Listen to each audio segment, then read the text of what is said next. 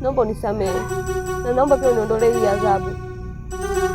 Nateseka mkuu, usiku silali, mimi napata mateso makali.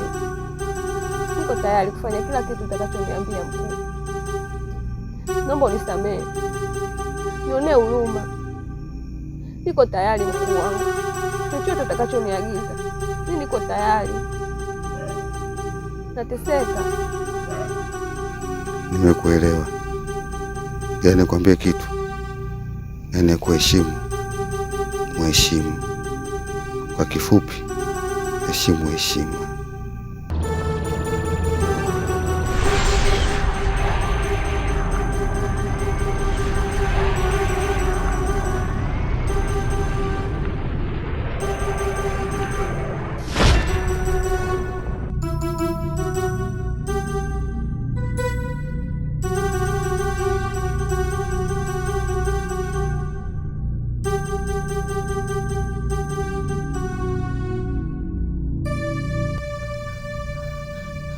Asante mkuu. Nipo tayari kufanya chochote utakachoniagiza. Nitaungana na washirika wenzangu kufanya chochote kile, na niko tayari kwa jambo lolote.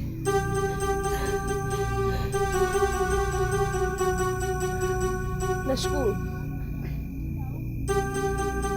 Nashukuru sana. Nilikuwa napata mateso makali. Sitarudia tena mkuu. Naomba nisamehe. Mpaka umeinuka, nimekusamehe. Kwa hiyo kuwa huru.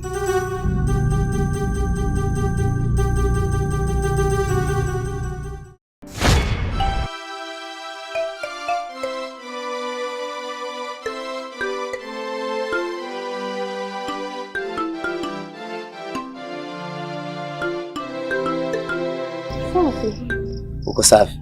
Niko poa. Hata mimi nakuona mdogo wangu. Ila kaka, ukipata muda jaribu kumtafuta Atuji uongee naye. Kwa nini mdogo wangu? Atuji anakupenda sana. Muelezee changamoto zote zilizotokea huko. Hasa wewe Wema, unaona kauza nimekuja na wifi yako afu nimtafuta Atuji. Naongea na nini mdogo wangu? Bila hivyo anaweza akachukua maamuzi magumu. Je,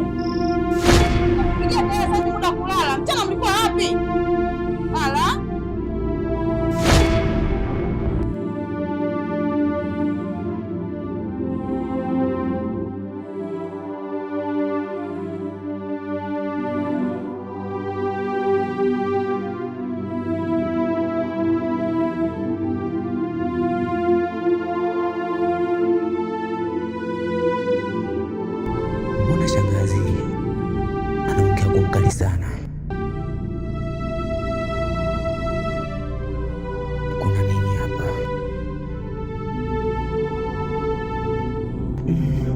Zaka kuna jambo hapa. Sawa, ngoja tuone.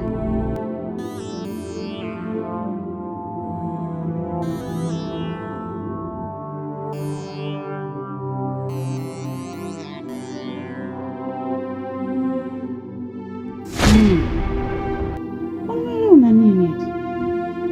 Mbona kulala ulali? Mbona kama hauko vizuri? Kwa nini?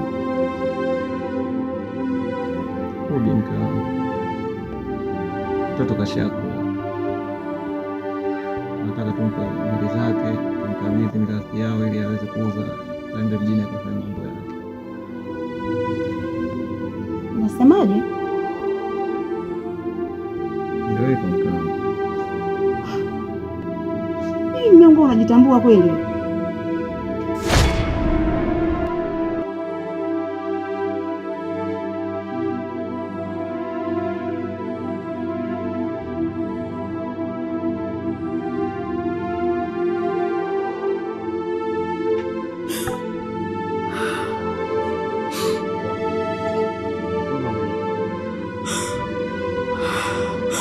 Unifanya ujue ulichonifanyia mchana.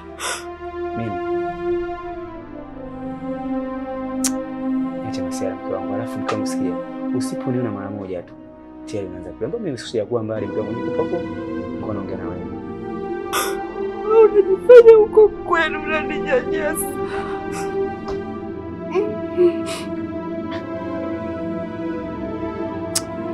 Mgongo, wewe unahisi ulilala. Tayari umetoka kwenye kwamba mtu wangu unaanza umeota basi. Unachokiongea unakijua kweli? Unakijua? Kumbuka kama walivyosema wahenga, nguo ya kuazima haistiri mwili, na hii ni haki yao. Sisi tulipewa tu kuwashikia kwa muda, kwa sababu wao walikuwa watoto, ili waweze kuwa tuwakabidhi waendelee na majukumu yao. Mimi naona ni sawa tu kuwakabidhi haki yao. Yaani mimi hapa naacha kulala, mimi nikajua ananiambia swala la maana, ananiambia wewe upuzi. Cha kupewa kistiri mwili. Sisi tulipewa hizi mali tuwashikie tu watoto, ili wakishakuwa tuweze kuwapa mirathi yao, na ndio jambo walokuja nalo.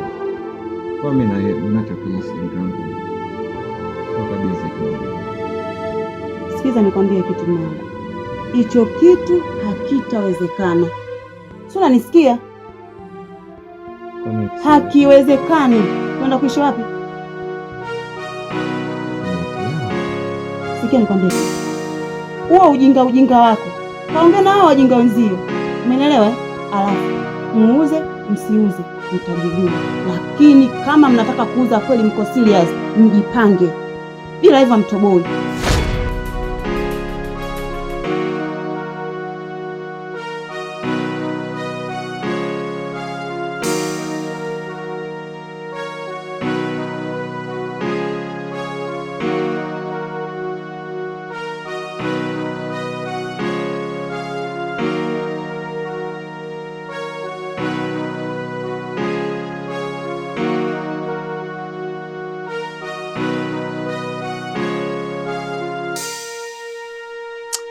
Kangu, mbona mimi na wewe hatujaonana tangu asubuhi? Na nilivyorudi ndio nimemkuta Wema hapo. Tulikuwa tunazungumza. Saa hizi hapa ndo naingia ndani. Tumeonana wapi mke wangu? Wewe umenifokea na ukanivuta mkono, ukanivutia chumbani, ukaniambia mambo ya humu ndani. Hayanihusu. Nifuate kilichonileta. Sikumbuki. Yaani ile swala kwangu mimi mgeni sana mke wangu. Sikiza mke wangu, ambie kitu kimoja. Wewe labda ulikopo labda unaota mke wangu, lakini mimi kwa kitu sijakifanya kabisa. Mimi ndio saizi naonana na wewe. Sijafanya kwa kitu ambacho ninachozungumzia. Alafu pia acha mambo ya kulialia mke wangu. Na kitu kile unalialia nini sasa mjoni? Kuni unakataa. Unakataa saizi, sio? Sijui. Ujui. Wewe wanifuata pale mlangoni, ukanigusa. Sasa unakataa. Sikiza.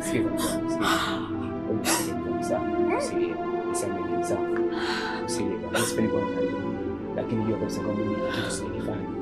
Yaani mimi kikao kigeni sana mtu wangu.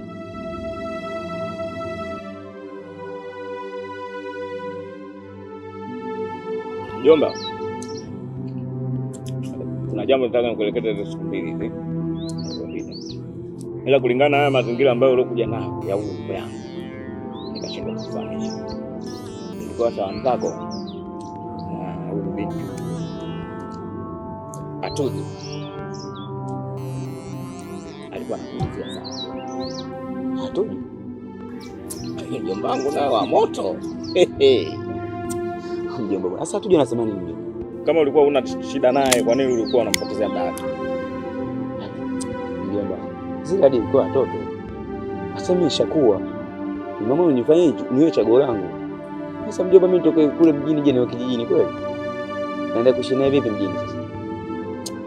Mimi ndo mjomba, yaani kwa yako. Lakini mjomba, lengo langu kubwa mimi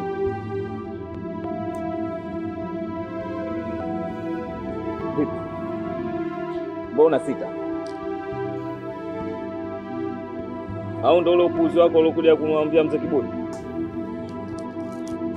Mjomba, mimi kwa mzee Kibuni sienda kwa lengo baya. Kwa sababu najua mzee Kibuni ndiye mshahidi wewe kwa kukabidhiwa mahali.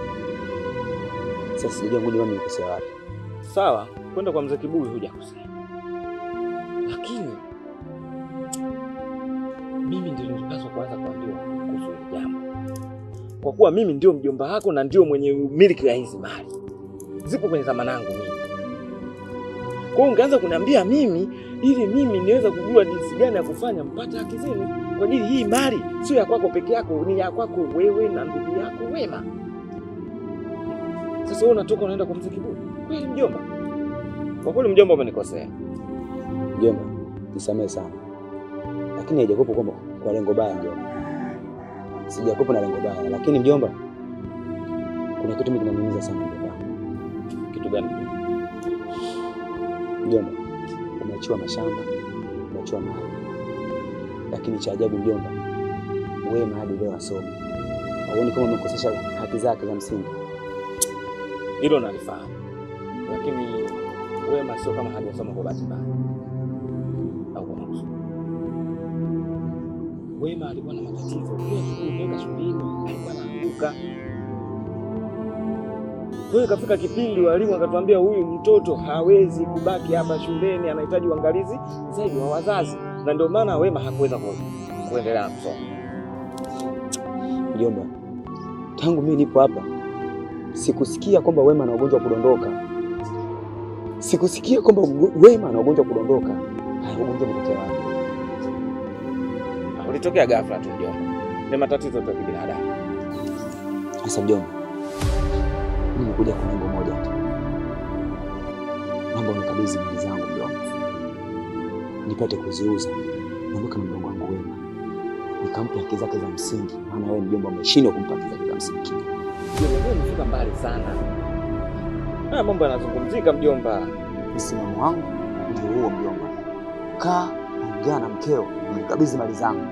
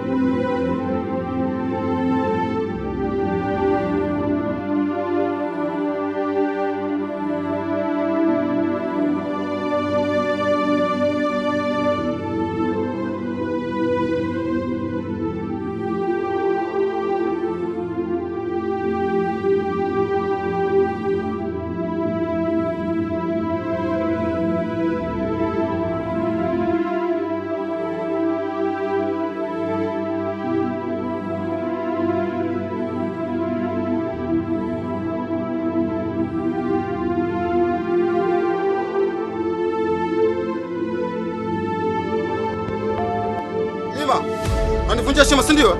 Yaani umetoka kwangu unakuja kwangu. Sasa huu ni uharibifu tunazaliana si ndio? Hebu angalia kwanza mipaka iko kule, makasikati tumepanda kule. Huku umefuata nini? Ina maana unaacha eneo lako unakuja kwangu. Huku ni kwangu. Sasa wewe ngoja nikuonyeshe sasa.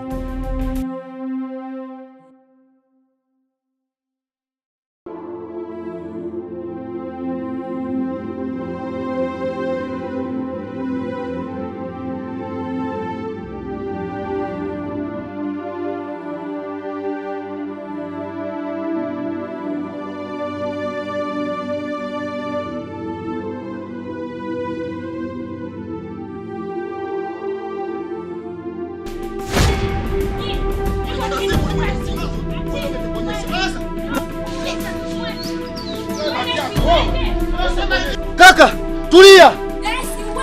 Kasema hivi, tulia. Subiri wewe nitakuonyesha tu wewe. Lazima nikuonyeshe. Tulia. Wewe si uende. Jamani, shida nini si uende au? Hivi mume wangu, mipaka kugombea. Serikali sipo. Kwani usingeenda kwenye serikali?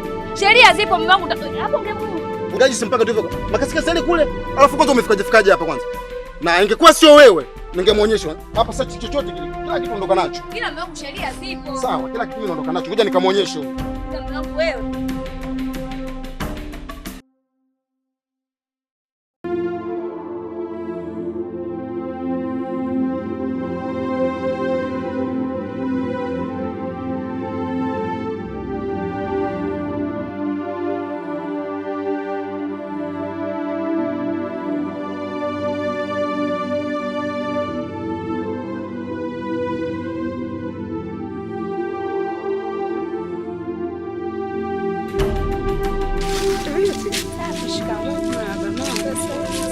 Mama, uko poa?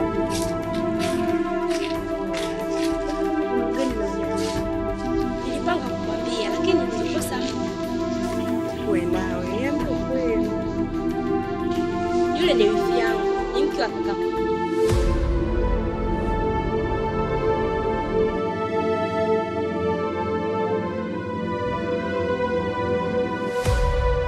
Na siku ile nilipokuja nyumbani, nilipanga kukwambia, lakini nilikuwa na hofu, nikajua utaumia.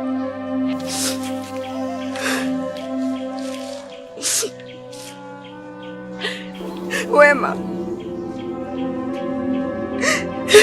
kaka yangu ni maumivu gani ambayo amenipitia ambayo siwezi kuyahimili. Aise,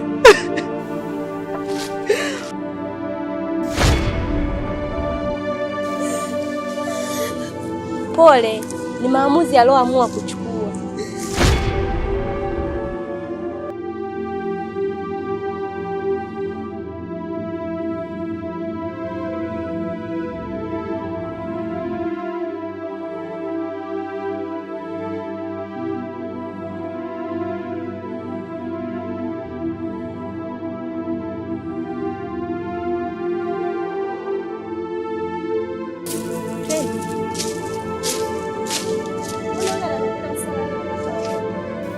Achana naye yule, ameshapigwa na kitu kizito. Twende.